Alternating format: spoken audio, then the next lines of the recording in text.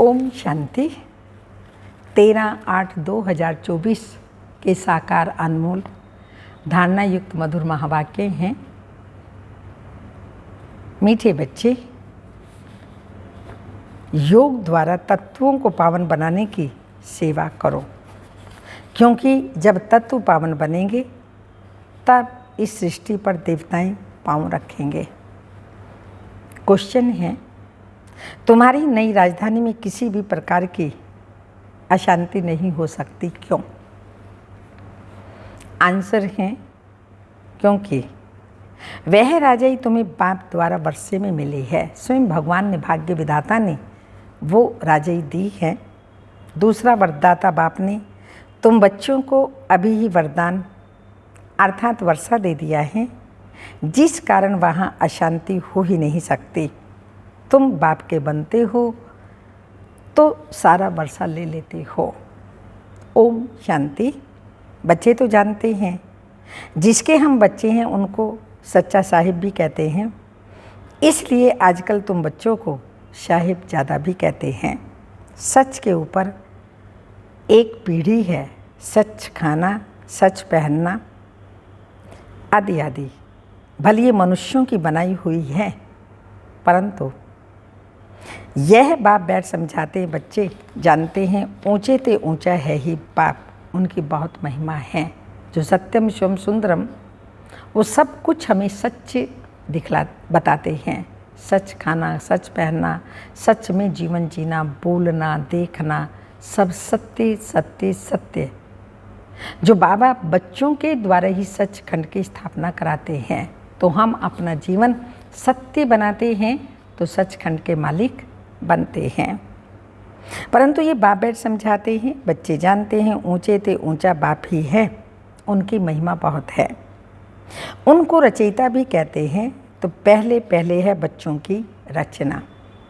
बाप के बच्चे हैं ना, सब आत्माएं बाप के साथ रहती हैं, उनको कहा जाता है बाप का घर, स्वीट होम। यह कोई होम नहीं, तो बच्चों को मालूम है वह हमारा स्वीटेस्ट बाप है, स्वीट होम है शांति धाम।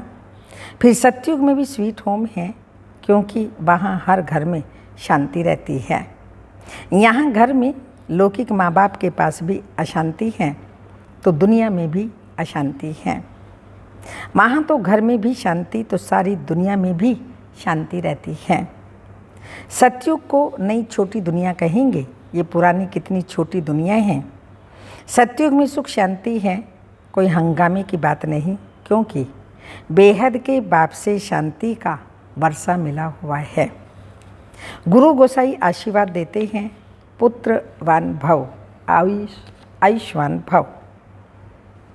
यह कोई नई आशीर्वाद नहीं देते, बाप से तो ऑटोमेटिकली वर्षा मिलता है। सुख शांति का शिव बाबा से बच्चों को वर्षा मिलता है। अब बाप ने तुम बच्चों को स्मृति दिलाई है, जिस परलौकिक बाप को भक्ति मार्ग में सभी धर्म वाले याद करते हैं। जब दुख की दुनिया होती है, यह है ही पतित पुरानी दुनिया। नई दुनिया में सुख होता है, अशांति का नाम नहीं। अभी तुम बच्चों को तो पवित्र गुणवान बनना है, नहीं तो बहुत सजाएं खानी पड़ेंगी। बाप के साथ हाँ धर्मराज भी है। हिसाब किताब चुकतू कराने वाला ट्रिब्यूनल बैठती है ना, पापों की सजाई तो बहुत मिलती है। जो अच्छी रीति मेहनत करते हैं वो थोड़ी सजाएं खाएंगे। पाप की सज़ा मिलती है, जिसको कर्म भोग कहा जाता है। ये तो रावण का पराया राज्य है, इसमें अपार दुख है। राम राज्य में अपार सुख होते हैं। तुम समझाते हो बहुतों को, फिर कोई झट समझ जाते हैं और कोई देर से समझते हैं। कम समझते हैं तो समझो इसने भक्ति देरी से की है। जिसने शुरू से भक्ति की है वो ज्ञान को भी जल्दी समझ लेंगे, क्योंकि उनको आगे नंबर में जाना है। तुम जानते हो हम आत्माएं स्वीट होम से यहाँ आई हैं। साइलेंस मूवी टॉकी है ना, बच्चे ध्यान में जाते हैं तो सुनाते हैं कि कहाँ वहाँ मूवी चलती है। उनका कोई ज्ञान मार्ग से ताल्लुक़ नहीं है, मुख्य बात है अपने को आत्मा समझ बाप को याद करो, बस, और कोई बात नहीं। बाप निराकार, बच्चे भी निराकार, यानी आत्मा इस शरीर में निराकार है और कोई बात ही नहीं उठती। आत्मा का लव तो एक परम पिता परमात्मा के साथ ही है। शरीर तो सब पतित हैं, तो पतित शरीर से लव हो न सके। आत्मा भल पावन बन जाती है, परंतु शरीर तो पतित है। पतित दुनिया में शरीर पावन बनता ही नहीं। 5 तत्व भी पतित, तमो प्रधान, तो शरीर 5 तत्वों का बना हुआ है, तो पावन कहाँ से आया। आत्मा को तो पावन यहाँ बनना है, तब इन पुराने शरीरों का विनाश होगा। आत्मा तो अविनाशी है। आत्मा का काम है बेहद के बाप को याद कर पावन बनना। आत्मा पवित्र है तो शरीर भी पवित्र चाहिए। वह मिलेगा नई दुनिया में, आत्मा भल पावन बन जाए। आत्मा को एक परम पिता परमात्मा के साथ ही योग लगाना है, बस। इस पतित शरीर में तो टच भी नहीं करना है। ये आत्माओं से बाप बात करते हैं, समझने की बातें हैं ना।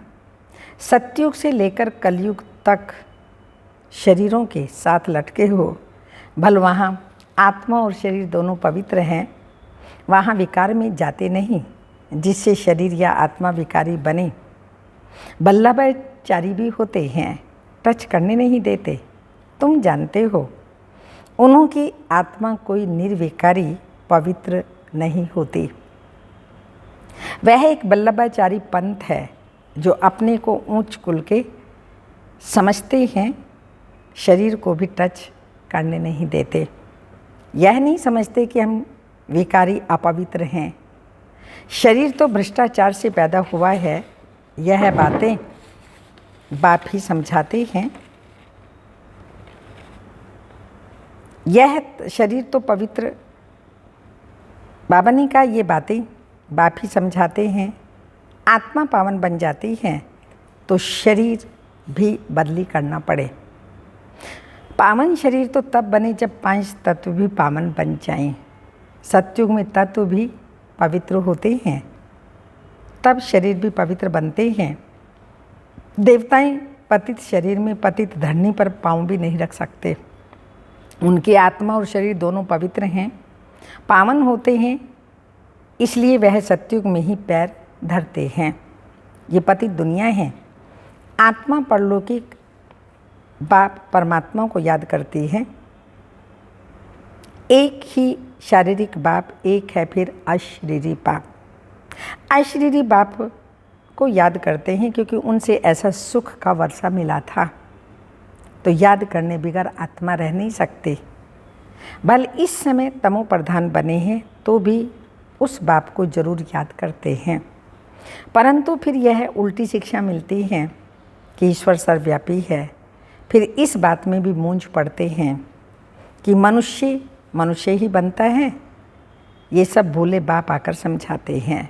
हाँ, वो समझते हैं मनुष्य आत्मा पशु पक्षी योनि धारण करती है, 84 लाख योनियों में जाती हैं, लेकिन ये बात भी बाबा ही आकर के समझाते हैं, मनुष्य मनुष्य ही बनता है। तो अब बाप आकर समझाते हैं। बाप एक ही मन मनाभव का मंत्र देते हैं, उनका भी अर्थ चाहिए।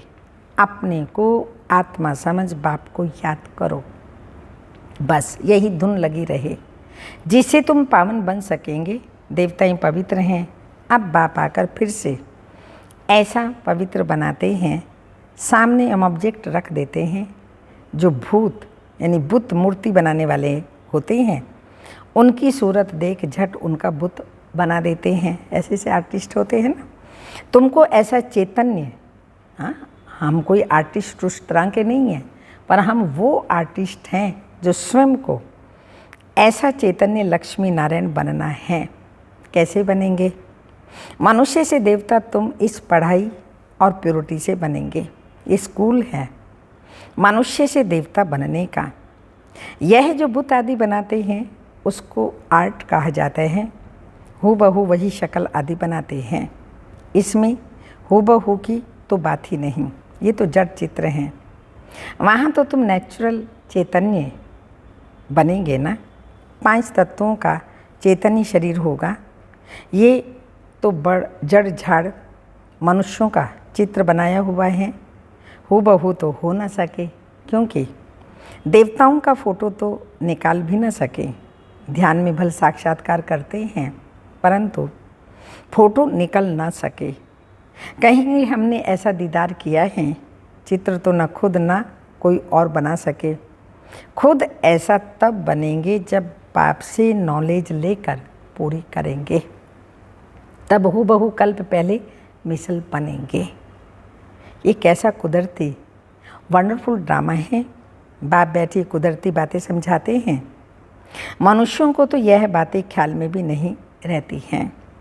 उन्हों के आगे आकर जाकर के फिर माथा टेकते हैं, समझते हैं यह राज्य करके गए, परंतु कब यह बता न सके, पता ही नहीं है। फिर कब आएंगे, क्या करेंगे, कुछ भी पता नहीं। तुम जानते हो सूर्यवंशी चंद्रवंशी जो होकर के गए हैं, वह हूबहू फिर से बनेंगे जरूर। इस नॉलेज से वंडर है ना। तो अब बाप समझाते हैं, ऐसा पुरुषार्थ करने से तुम देवता बनेंगे। एक्टिविटी वही चलेगी जो सत्युग त्रेता में चली है। कितना वंडरफुल ज्ञान है। ये बुद्धि में ठहरे तब जब दिल की सफाई हो। सबकी बुद्धि में यह बातें ठहर ना सके। मेहनत चाहिए, मेहनत बिगर कोई फल थोड़ी पाएंगे, फल मिल ही नहीं सकता। बाप तो पुरुषार्थ कराते रहते हैं, भल ड्रामा अनुसार ही होता है, परंतु पुरुषार्थ तो करना होता है। ऐसे थोड़ी बैठ जाएंगे, ड्रामा में होगा तो हमसे पुरुषार्थ चलेगा। ऐसे भी जंगली ख्यालात वाले बहुत होते हैं। हमारी तकदीर में होगा तो पुरुषार्थ जरूर चलेगा। अरे पुरुषार्थ तो तुमको करना ही है। पुरुषार्थ और प्रारब्ध होती है। मनुष्य पूछते हैं पुरुषार्थ बड़ा या प्रारब्ध बड़ी। अब बड़ी तो प्रारब्ध होती है, परंतु पुरुषार्थ तो बड़ा रखा जाता है। पुरुषार्थ करके ही तो प्रारब्ध बनाते हैं, इसलिए पुरुषार्थ को बड़ा रखा जाता है, जिससे प्रारब्ध बनती है। हर एक मनुष्य मात्र को पुरुषार्थ से ही सब कुछ मिलता है। कोई ऐसे भी पत्थर बुद्धि हो पड़ते हैं जो उल्टा उठा लेते हैं, समझा जाता है इनकी तकदीर में नहीं है, टूट पड़ते हैं। यहाँ बच्चों को कितना पुरुषार्थ कराते हैं, रात दिन समझाते रहते हैं। अपने करैक्टर जरूर सुधारने हैं। नंबर 1 करैक्टर है पावन बनना। देवता तो हैं ही पावन, फिर जब गिर पड़ेंगे तो करैक्टर बिगड़ते हैं, तो एकदम पतित बन जाते हैं। अभी तुम जानते हो हमारा तो A1 करैक्टर था, फिर एकदम गिर पड़े। सारा मदार है पवित्रता पर। इसमें ही बहुत डिफ़िकल्टी होती है। मनुष्य की आंखें बहुत धोखा देती हैं, क्योंकि रावण का राज्य है, वहाँ तो आंखें धोखा देती नहीं। सत्युग में आंखें धोखा नहीं देती। ज्ञान का तीसरा नेत्र मिल जाता है। इसलिए रिलीजन इज माइट कहा जाता है। सर्वशक्तिमान बाप ही आकर कि यह देवी देवता धर्म की स्थापना करते हैं।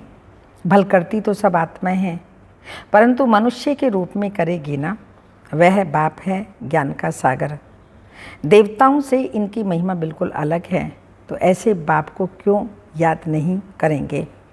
उन्हों को ही नॉलेजफुल बीज रूप कहा जाता है। उनको सत्य चित्त आनंद क्यों कहा जाता है। झाड़ का बीज है, उनको भी झाड़ का मालूम तो है ना, परंतु वह जड़ बीज है। उनमें आत्मा जैसे जड़ हैं। मनुष्य में है चैतन्य आत्मा। चैतन्य आत्मा को ज्ञान का सागर भी कहा जाता है। झाड़ छोटे से बड़े होते हैं तो जरूर आत्मा है, परंतु बोल नहीं सकती। परमात्मा की महिमा कितनी है। ज्ञान का सागर, शांति का सागर, प्रेम का सागर, प्यार का सागर आदि आदि।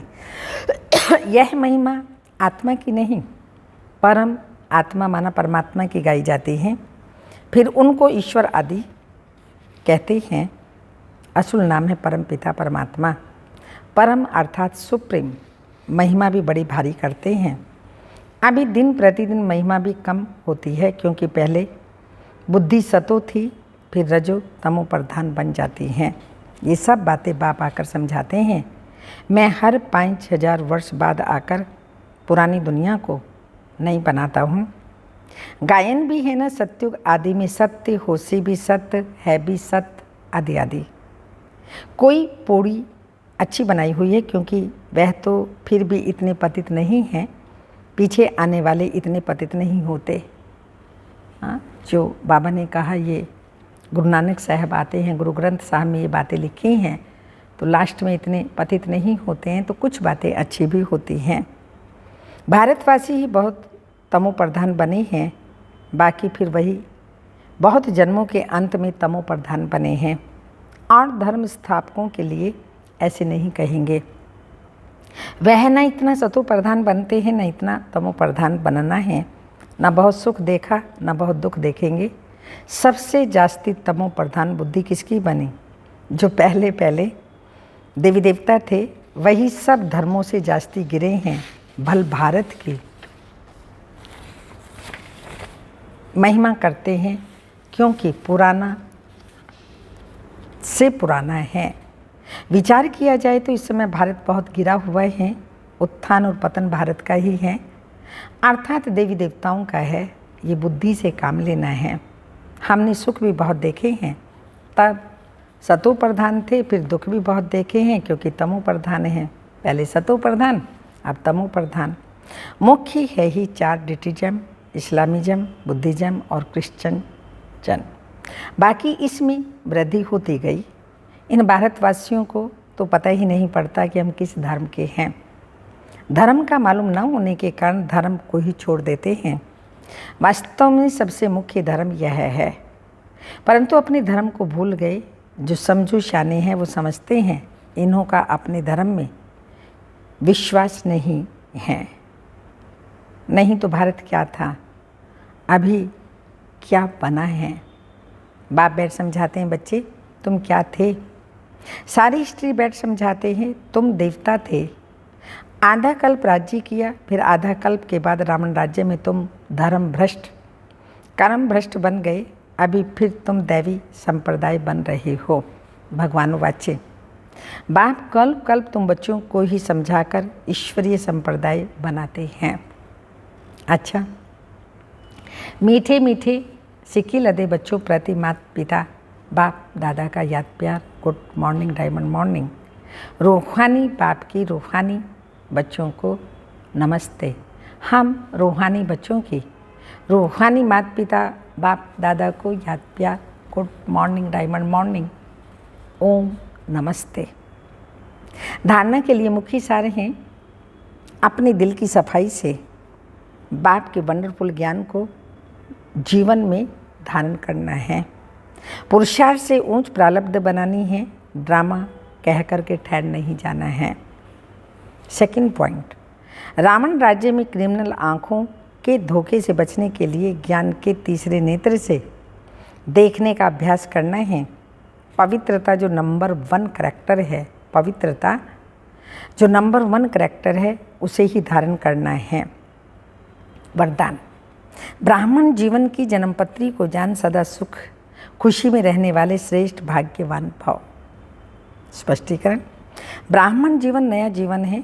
ब्राह्मण आदि में देवी देवता हैं और अभी बीके है। ब्राह्मणों की जन्मपत्री में तीनों ही काल अच्छे से अच्छा है। जो हुआ वह भी अच्छा, और जो हो रहा है वो और भी अच्छा, और जो होने वाला है वह बहुत बहुत अच्छा है। ब्राह्मण जीवन की जन्मपत्री सदा ही अच्छी है, गारंटी है। तो सदा इसी खुशी में रहो कि स्वयं भाग्य विधाता बाप ने भाग्य की श्रेष्ठ रेखा खींच दी है, अपना बना लिया है। स्लोगन, एक रस स्थिति का अनुभव करना है तो एक बाप से सर्व संबंधों का रस लो।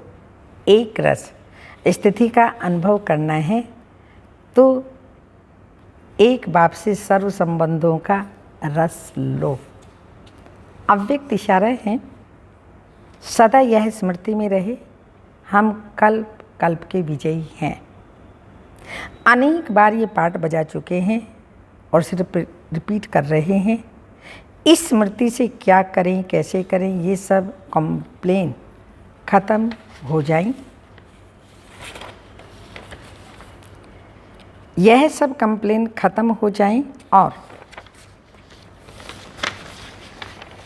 कंप्लीट बन जाएं। सदा डबल लाइट स्वरूप के स्मृति की समर्थी हो तो कोई भी असंभव कार्य संभव हो जाएगा। कोई भी असंभव कार्य संभव हो जाएगा। ओम शांति।